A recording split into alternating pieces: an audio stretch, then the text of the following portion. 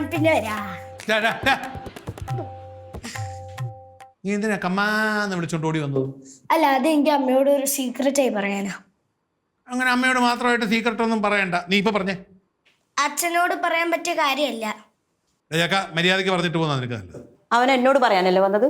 അപ്പൊ എന്നോട് മാത്രം പറഞ്ഞാൽ മതി. അമ്മയുടെ ഒരു പുന്നാര മകൻ. നീ കെട്ടിപ്പിടിച്ച് നടന്നോടാ. നീ എന്തൊക്കെ വരും അച്ഛാ, കാലി ചൊറിഞ്ഞതാ, കൈ ചൊറിഞ്ഞതാ, ചൊറിഞ്ഞു തരാടാ അന്നേരം കേട്ടാ. അന്നേരം അച്ഛനെ കാണുകൊണ്ടു. ഇതെന്താ അത്? എന്താ കാര്യം എന്നാ പറ. നമ്മുടെ അപ്പച്ചില്ലേ, ഇവിടെ ചെവിയിലൊരു സ്വർണ്ണക്കമ്മല് ഇട്ട് നടന്നില്ലേനോ? എനിക്കറിയില്ല. പറ. അത് ആരുടെ അറിയോ?